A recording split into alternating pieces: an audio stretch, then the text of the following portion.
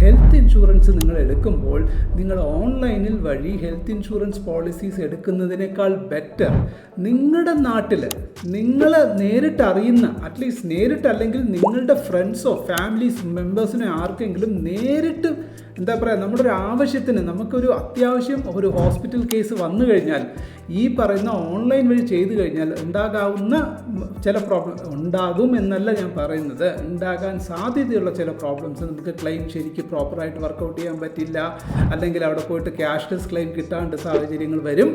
ഇത്തരം സാഹചര്യങ്ങളൊക്കെ അവോയ്ഡ് ചെയ്യാൻ നിങ്ങളുടെ പരിചയമായിട്ടുള്ള, നേരിട്ട് ഫോൺ വിളിച്ചാൽ അപ്പം തന്നെ ആ ഇൻഷുറൻസ് ഏജൻറ്റ് നമ്മുടെ ഫോണിൻ്റെ തുമ്പത്തുണ്ടായിരിക്കണം. ഇങ്ങനെ ഒരു കേസ് ഉണ്ട് നിങ്ങൾ, അപ്പോൾ അയാൾ നേരിട്ട് വരണം, നമ്മുടെ കൂടെ ഹോസ്പിറ്റലിൽ നിന്ന് നമ്മുടെ കൂടെ ആ ഒരു ക്ലെയിമിന് വേണ്ടുന്ന എല്ലാ കാര്യങ്ങളും ചെയ്തു തരാൻ സന്നദ്ധത പ്രകടിപ്പിക്കുന്ന ഒരാളെ തന്നെ നിങ്ങൾ എന്ത് ചെയ്യണം, ഹെൽത്ത് ഇൻഷുറൻസ് എടുക്കാൻ നിങ്ങൾ ചൂസ് ചെയ്യണം.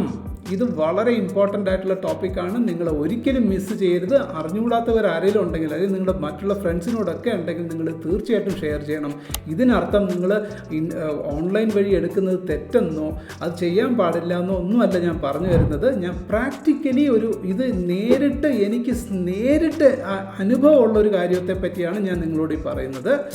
ഓൺലൈൻ വഴി എടുത്ത ഒരാൾക്കും നേരിട്ട് ഒരു ഇൻഷുറൻസ് ഏജൻറ്റ് വഴി എടുത്തത്, രണ്ടും തമ്മിൽ അതുകൊണ്ട് ഞാൻ നിങ്ങൾക്ക് എടുത്തു തരാൻ വേണ്ടിയിട്ടോ അല്ലെങ്കിൽ എനിക്ക് എന്തെങ്കിലും പേഴ്സണൽ അജണ്ട മനസ്സിൽ വെച്ചിട്ടോ അല്ല ഞാൻ ഈ പറയുന്നത്.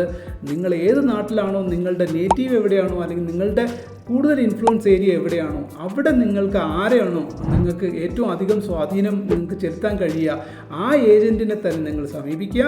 ആ ഏജൻറ്റിനോട് ആദ്യം വെക്കേണ്ടുന്ന കണ്ടീഷനെ ഇതായിരിക്കണം, ഏത് ആവശ്യത്തിനും കൂടെ ഹോസ്പിറ്റൽ അല്ലെങ്കിൽ depends upon what the insurance you are taking, അതനുസരിച്ചിട്ട് അതിനോടൊപ്പം നിങ്ങൾ നിൽക്കുന്ന തയ്യാറാണെന്നുണ്ടെങ്കിൽ മാത്രമേ ഞാനിതിന് തയ്യാറെടുക്കത്തുള്ളൂ.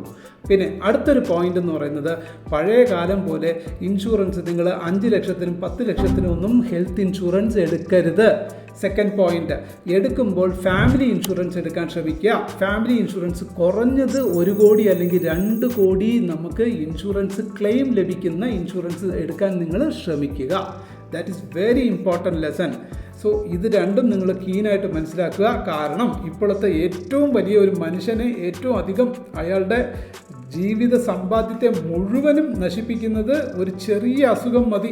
ഫാമിലി മെമ്പർക്ക് ആർക്കെങ്കിലും ഒരാൾക്ക് ഒരു ചെറിയതോ വലുതോ ആയിട്ടുള്ളൊരു അസുഖം വന്നു കഴിഞ്ഞാൽ കഴിയാവുന്നതേ ഉള്ളൂ. നമ്മളുടെയൊക്കെ എന്താ പറയുക, ദൈനംദിനമായിട്ട് നമ്മൾ കഷ്ടപ്പെട്ടുണ്ടാക്കുന്ന സമ്പാദ്യം മുഴുവനും ആര് കൊണ്ടുപോകും? ആശുപത്രി കൊണ്ടുപോകും. സോ ആശുപത്രിക്കാർ മോശം എന്നല്ല ഞാൻ പറഞ്ഞത്, ഇപ്പോഴത്തെ ചിലവ് അതാണ്. അത് എല്ലാവരുടെയും നമ്മൾ കളക്റ്റീവായിട്ട് നോക്കണം.